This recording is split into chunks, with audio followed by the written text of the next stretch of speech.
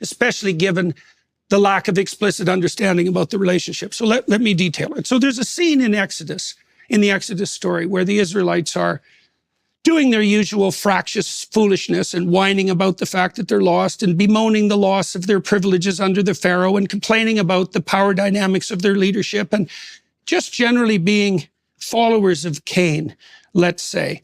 And God, the cruel God that you refer to, decides to send among his suffering subjects poisonous snakes to bite them, which seems a little over the top, you might say. But in response to that, I would say there's no situation so terrible that some damn fool can't make it infinitely worse. And so that's what happens to the Israelites. So they're being bitten by these poisonous snakes, and the leaders of the people who've wandered from God go to Moses and they say, look, we know you've got a pipeline to God, and you know, there's a lot of snakes and they're doing a lot of biting, and maybe you could just ask him to, you know, call off the serpents. And so Moses, who's not very happy with the Israelites either, decides that he'll go talk to God. And God says something very strange. He doesn't say, to hell with the Israelites, more snakes is what they need. And he doesn't say, well, I produced the snakes, so I'll get rid of them. He says something very, very peculiar. He says, have the Israelites gather together all their bronze and make a giant stake and put a serpent on it, a bronze serpent, which is the symbol of healing, by the way, that even the Greeks use, that symbol of Asclepius. It's a very old symbol, very widespread. It's still used by physicians today. And then he says, put it up where the Israelites can see it, and if they go look at it, then the serpent's poison won't harm them. And I read that and I thought, that's exactly what psychotherapists discovered as they all converged in the 20th century on the utility of exposure therapy as curative. And that's the pharmacon. A little of the poison that hurts you cures you. It's the same principle that's used for vaccines, by the way. So what we saw in psychotherapy is that if you get people to voluntarily confront the things that are poisoning them, so to speak, that hurt their life, that frighten them and disgust them, they become braver and more well adapted. It isn't that they become less afraid, because that's been very carefully tested. It's that they learn by watching themselves expose themselves to the things that they once fled from, that there's more to them than they think, and that generalizes across situations. And it's the same mechanism that underlies learning as such, because children, when they learn, put themselves on the edge of ragged disaster, and that's where they advance. And so what God tells the Israelites, essentially, in this dramatic endeavor, is that it's better for them to face the terrors that confront them than to be shielded from the terrors, or for them to hide from them. That they'll be better people if they face what's right in front of them, even if it's poisonous. And so it's like, okay, that's pretty damn interesting and quite remarkable. And then that symbol is used, for example, by the Greeks to symbolize medicine as such. But then there's this additional weird twist, which is Christ identifies with that bronze serpent. You think, okay, that's a very peculiar thing for anyone to do. What exactly does that mean? Well, so then you might say, well, what's the most poisonous thing that you could possibly face if you dramatized the idea of poison itself? If you wanted people to face what was worst so that they could become strongest? And the answer to that is the most unjust possible painful death and the ultimate confrontation with malevolence. And that's what's dramatized in the Passion story. Now, does that redeem everyone? Maybe. Maybe the idea is that if we were courageous enough to look death in the face unflinchingly, and if we spent our time putting our finger on the source of evil itself, it would revitalize ourselves to a degree that would be unimaginable. Now, as a biologist, you could think about this too, because I don't remember the philosopher who said it. I think it was Whitehead, but that might be wrong. We let our ideas die instead of us, right? So human beings have evolved so that we can undergo these deaths of our own ideas and the rejuvenation that emerges in consequence of that. That seems to be something like evolution towards what? Towards the process of sacrificial logos as the thing that redeems human beings. And that makes us biologically unique too, because we can die in ideation and imagination instead of dying in actuality. Does that fundamentally redeem us? Does that deliver us from death and evil? Maybe.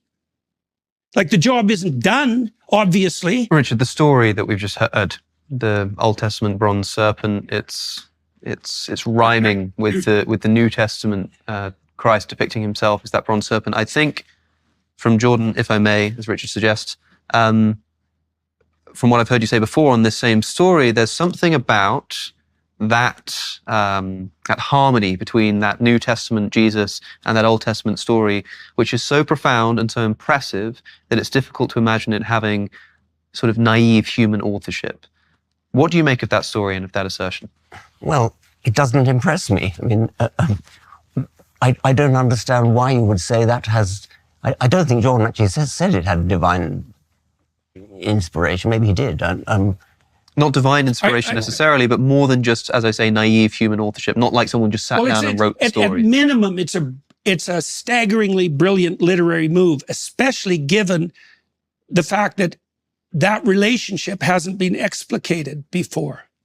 Do you think, for example, if you were looking in Scripture for something which would identify this as a God-given text, maybe you as a scientist would look for some scientific information. It might have told you the shape of DNA or something like that. But do you think which Jordan actually thinks, yeah. Yeah, we can perhaps get onto that. But do you think that a literary brilliance of a similar kind or a similar intensity, that if the Bible is not a scientific text, you might be looking for some scientific fact which you couldn't have otherwise known?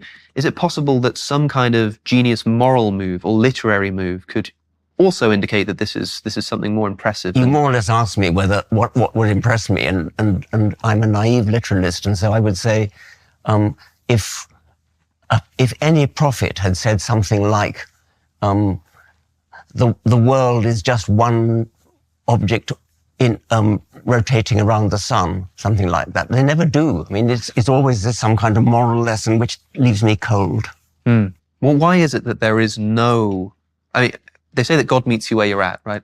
And there are some people who just care about scientific truth. That's what they know. That's their profession. Well, Someone like Richard. Why is there not anything in the Bible for them? Oh, I think the idea that sacrifice is the basis of the community is a remarkable and scientifically valid hypothesis. I think that it's precisely akin to the, what would you say, to the process of cortical maturation. I think they're the same thing. Because as we mature, we move farther away from the immediate gratification of our self-centered emotional and motivational needs to a ethos of care that brings our future self into the picture and a wider and wider array of other people. And I think that's associated with cortical maturation. In fact, I think the purpose of the cortex, a purpose of the cortex is to bring the dynamics of the short-sighted underlying motivational and emotional systems into the kind of harmony that allows for communal existence and the protection of the future at the same time that the present is, what would you say, cared for and attended to. That there's a kind of harmony there. There's also a pattern there. It's not arbitrary at all. And I think we know this biologically, is that the number of ways, and I think we already alluded to this, the number of ways that a society can organize itself so that each individual can harmonize their own future with the present and do that simultaneously with many other people, there's a very limited universe of possibilities there. Limited universe. Richard asked you before about the difference between a story or an idea naturally evolving over the course of numerous manuscripts and throughout human history, and the idea of it being divinely inspired. And you were seeming to imply that these are almost interchangeable concepts. Now, if that's the case, when you say that this divine spirit behind the Bible is actually just the way that it has evolved throughout the human history, throughout the different manuscripts that we've had, then saying that that is what divinity is, I think, for you may drag the mundane up into the realm of divinity. But I think for people like Richard and for many people listening, what it does instead is drags the divine down to the realm of the mundane. Very well put, yes.